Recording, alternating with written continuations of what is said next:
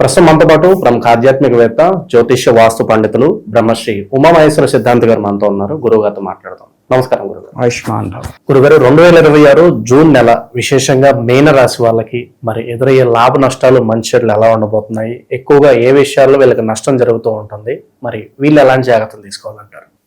మీన రాశి జలతత్వ రాశి. జలతత్వ రాశి ఆఖరి రాశి. అంటే ఈ మీనరాశి వారిలో ఒక ఉన్నతమైన స్థితి ఉన్నది వాళ్ళు ఉన్నారు, నీచమైన స్థితి కలిగిన వారు ఉన్నారు. ఇద్దరు ఉంటారు, మంచిగా ఉంటాడు, చెడ్డ ఉంటాడు.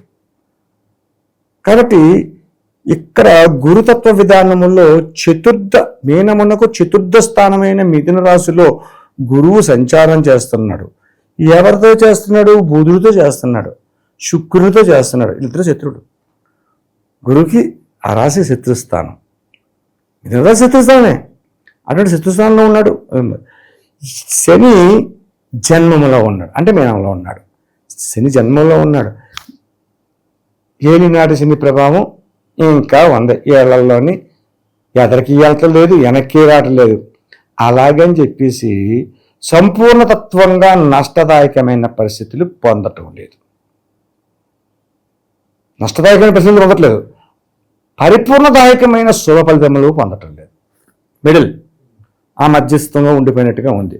అందుకంటే గురుబల విధానము యోగదాయకంగా మారడము, శని జన్మములో కలిగి ఉన్న ఏలినాటి శని ప్రభావం కలిగి ఉన్న కొన్ని ఇబ్బందులు పడుతున్నా పర్వాలేదులే, బండి నడిపేయగలం, ఏం పర్లేదు. వీళ్ళు ఎట్టి పరిస్థితుల్లో గుంభనంగా ఉంటారు కానీ బయట పడరు. ఎట్టి పరిస్థితులు బయటపడరు, మౌనాన్ని ఎక్కువగా వహించేస్తారు. కానీ ఏం మాట్లాడితే ఏమనుకుంటుందో ఎందుకులని చెప్పి మౌన విధానంగా ఉండిపోయే పరిస్థితి ఉంటుంది. కానీ వీళ్ళలోని ఆత్మవిశ్వాసాన్ని ఎక్కువగా ఉంటుంది. ఈ యొక్క మాసంలో, ఈ జ్యేష్ఠ మాసంలో ఆత్మవిశ్వాసం ఎక్కువ ఉంటుంది. జేబులో 100 రూపాయలు లేకపోయినా 10,000కి ఆఫ్టర్ ఆల్ అనే భావం ఉంటుంది. అలాగే వస్తుంది. అటువంటి విధంగానే వీళ్ళు సంపాదన భగవంతుడు ఇస్తాడు, సంపాదన చేస్తారని కాదు. ఎంత గొప్పగా చెప్పుకున్నది, పుల్లు లేవు కదా అని చెప్పేసి ఆడు నువ్వు ఈడు ఎవడో పెట్టేస్తానంటే తినరేళ్ళు. మనం సంపాదిద్దామండి కన్నారండి అని మనస్తత్వ విధానం కలిగి ఉన్నవారు మీనరాశి వారు. మీనరాశిలో ఉన్నతమైన వాళ్ళు ఉన్నారు అన్నాం. ఉన్నతమైన వాళ్ళంటే విజ్ఞానవంతులు, పండితులు, జ్యోతిష్యులు, అలాగే వ్యాపారవేత్తలు, ఒక డాక్టర్సు, ఇటువంటి ఉన్నతమైన వాళ్ళు ఉన్నారు. వీళ్ళు చెక్కు చెదరు, గాలి వచ్చినా తట్టుకుంటారు, ఎండొచ్చినా తట్టుకుంటారు, వాన వచ్చినా తట్టుకుంటారు, పైకి కనపడరు. కానీ చేతనైనంత మట్టికి ఉపకారాన్ని చేస్తారు, అపకారాన్ని జోలికి వెళ్ళని పరిస్థితి. ఇందులో కొంతమంది చెడ్డవారు ఉన్నారు, అది కూడా చెప్పాలి కదా. మరి ఎటు పరిస్థితులని వ్యసనపరులు ఉన్నారు, బద్ధకస్తులు ఉన్నారు, ఏ పని చేయలేదు. అంటే పూర్వభద్ర 4వ పాదం వాళ్ళు, రేవతి నక్షత్రం సంబంధించిన వాళ్ళు, ఇటువంటి వాళ్ళు ఉంటారు. ఉన్న ఉద్యోగాన్ని చెడగొట్టుకుంటారు, చేజేతులరా ఉన్న ఉద్యోగాన్ని చెడగొట్టుకుంటారు. మాట్లాడే మాటలోనే పరిస్థితి ప్రభావాలు మారిపోతాయి. అటువంటి విధంగా వీళ్ళు చెడగొట్టారు. రేవతి నక్షత్రం వారు దేవగణం వాళ్ళు, వాళ్ళ ఏనుగటువంటి ఏనుగు. రేవతి నక్షత్రం ఏనుగు అంటారు. ఏనుగంటే ఏనుగు చేసే పని ఏంటి? శుభ్రంగా జలాశయంలోకి వెళ్తుందండి ఏనుగు. జలాశయంలోకి వెళ్ళి ఏం చేస్తుంది? తొండంతో శుభ్రంగా నీళ్ళు వేసుకుని ఒళ్ళంతా తడిపేసుకుని శుభ్రంగా స్నానం చేసేద్ది. బాగానే ఉంది. మళ్ళీ గట్టిగా వస్తుంది. ఏం చేస్తుంది? కిందనున్న మట్టి అంతా తీసుకుని మళ్ళీ మీద పోసుకుంటుంది. ఇది మూర్ఖత్వనాలా, మంచనాలా, శుభవనాలా, అశుభవనాలా? నువ్వు స్నానం చేయడం ఎందుకు, తర్వాత మట్టిని మీద పోసుకోవడం. ఇటువంటి విధంగా నష్టదాయకమైన స్థితిలోకి వెళ్ళిపోతారు. మట్టి పోసుకుంటే సరిపోద్దా? అది మామూలుగా ఉంటుందా? మట్టిలో ఎన్ని సూక్ష్మక్రిములు ఉంటాయి, అవన్నీ మళ్ళీ పట్టుకుంటాయి కదా, నష్టమే కదా. అటువంటి నష్టదాయకమైన స్థితులకి తీసుకెళ్లే మనస్తత్వ విధానం కలిగి ఉన్నవారు వీళ్ళు. అయితే మీనరాశి వారిలో ఇలా చెడ్డే కాదు, మంచి కూడా చెప్పాలి. ఎవరికి కూడా ఆశించరు, ఎవరిని ఆశించరు. ఎవరో పెడతానంటే తినరు. ఎవరో పెడితే నాకెందుకు? ఒక రకంగా చెప్పాలంటే ఒక సింహం ఉంది, వేరే జంతువు తీసుకొచ్చి ఆహారం పెడతామంటే చావమంటది, కింద ఎక్కువసేపు నిద్రపోద్ది. 24 గంటల్లో 18-20 గంటలు నిద్రపోద్ది. ఆ తర్వాత లేచినప్పటికి ఆకలేస్తుంది. ఆడు ఏడు టిఫిన్ పట్టుకొస్తాను కాయ పెడతానంటే ఆకలి బాగుంటుంది, తిందో. సింహం ముట్టుకోదు, తనకు తానుగా వేటాడుతుంది. తనకు తానుగా వేటాడుతుంది కదని చెప్పేసి వయసు ముసలి సింహం అయితే ఏమో కానీ తెలియదు, కానీ నేను చెప్పలేను. వయసులో ఉన్న సింహం అయితే అంత ఆకలిగా ఉన్నా, అంత నిద్ర బద్ధకంతో లేచినా అది వేటాడేది ఏనుగు కుంభస్థలాన్ని మాత్రమే. గజరాజుని ఆటాడుతుంది మృగరాజు.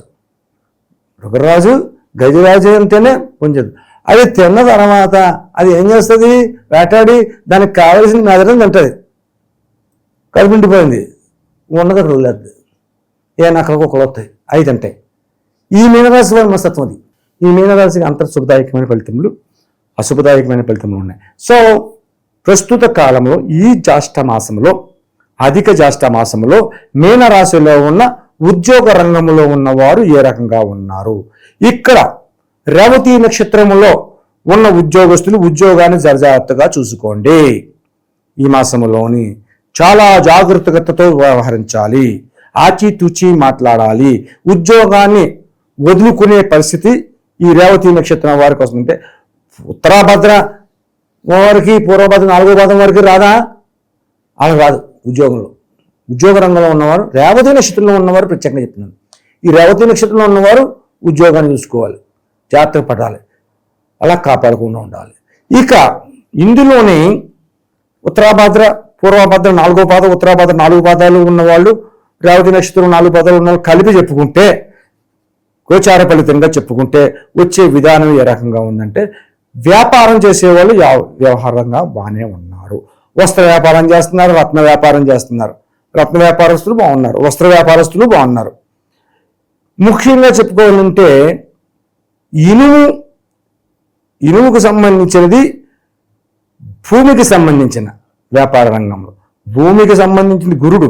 ఇక్కడ గురుడికి మిత్రుడైన కుజుడు ఎక్కడ ఉన్నాడని చెప్పాం? మేషరాశిలో ఉన్నాడని చెప్పుకున్నాం మనం.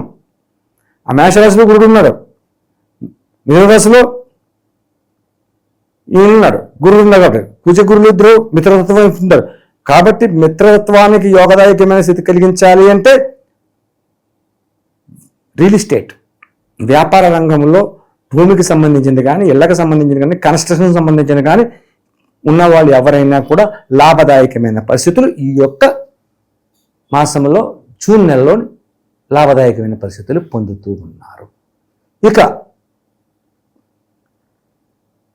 చిన్న చిన్న వ్యాపారములు చేసిన, చిన్న అంటే ఏంటి వ్యాపారాలు ఏంటి? ఫుడ్ ఐటమ్స్, చిన్న హోటల్ పెట్టుకుంది. మేము పెద్ద హోటల్ గురించి మాట్లాడుతుంది. 5 స్టార్ హోటల్ గురించి నష్టం వచ్చిందంటే వాళ్ళు వచ్చి మెదడు కలిసేస్తారు. అది నష్టాలు రావు, లాభాలను పెడతారు. చిన్న వ్యాపారాలు ఉంటాయి, చిన్న పెద్ద పెద్ద హోటల్ కాకుండా చిన్న చిన్న వ్యాపారాలు చేసుకునే వాళ్ళు ఉంటారు. ఈ యొక్క వ్యాపారాలు చేసుకునే వాళ్ళు నష్టపోతున్నారు. ఎందుకు నష్టపోతున్నారయ్యా? ఈ వ్యాపారానికి సంబంధించినది ఏ రాశి? మిథున రంగ రాశులు. గురుడు ఎక్కడున్నాడు? మిథునంలో ఉన్నాడు, అక్కడ శత్రువులతో ఉన్నాడు. ఈ వ్యాపారస్తులు చేసే వ్యాపారాల్లో లాభదాయకాన్ని కోల్పోతున్నారు. కోల్పోయి నష్టదాయకమైన స్థితిని పొందుతారు. అంటే నష్టం అంటే ప్రాణాలు పోయేంత నష్టం అని కాదు, కానీ నష్టం అంటే నష్టమే కదా.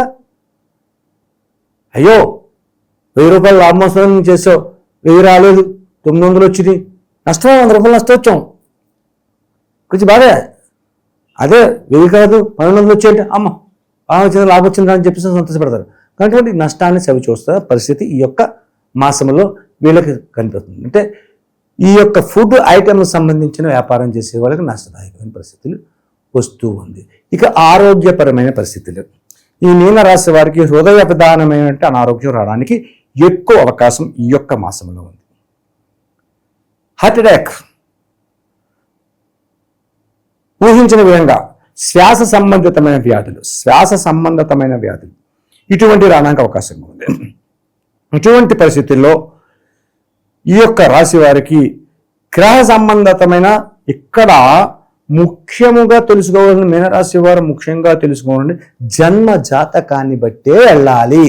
గోచారాన్ని బట్టి ఎదరికి వెళ్ళకూడదు. మీనరాశి యొక్క పరిస్థితి ప్రభావం అలాగే ఉంది. ఆదాయ వ్యవహారాలు సంతృప్తిగా కాకపోయినా అసంతృప్తిగా లేదు, సంతృప్తిగా లేదు, అలాగే అసంతృప్తి కూడా లేదు, మధ్యంగా ఉన్నాయి, పక్కన విషయం. ఈ యొక్క ఆరోగ్యపరమైన పరిస్థితులకు వచ్చేసరికి జన్మజాతకాన్ని పెట్టుకుని మీనరాశి వారి వెళ్ళాలి. గోచారాన్ని పెట్టుకుని వెళ్తే సరిపోదు. గోచార విధానం కొంత మాత్రమే పనిచేస్తుంది. అయితే గోచార విధానంగా ఈ మీనరాశి వారు తీసుకోవాల్సిన జాగరూకతలు ఏమిటి అంటే, నిత్య విధానములో యోగదాయకమైన స్థితి ఏలినాటి శని ప్రభావం ఉన్నప్పుడు దక్షిణామూర్తి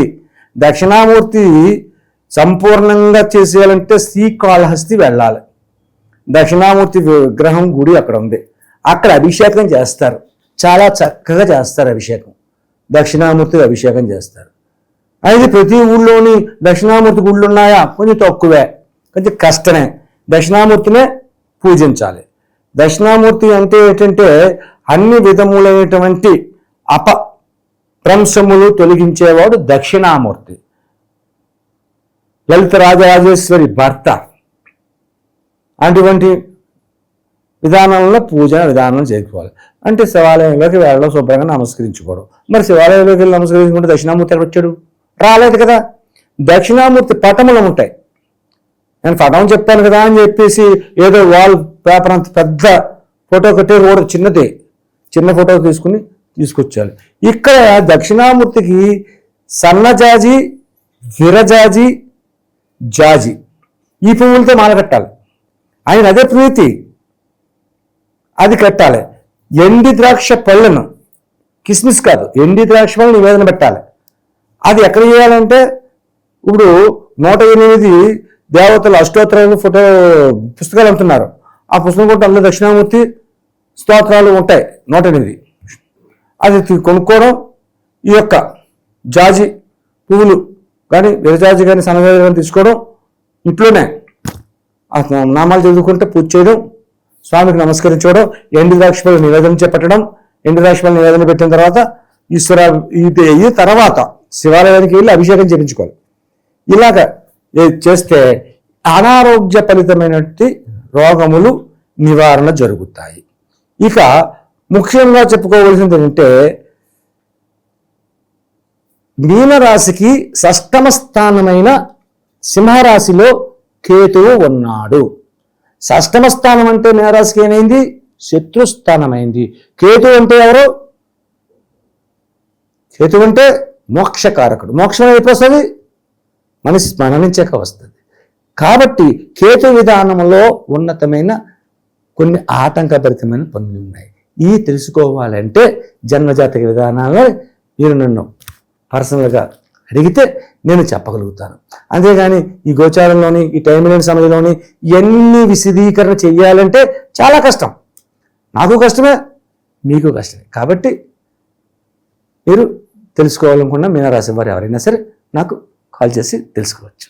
మీనరాశి వాళ్ళకి ఈ మాసం ఎలా ఉండబోతుందో మంచి విశ్లేషణ అందించారు. ధన్యవాదాలు. ఆయుష్మాన్ భవ.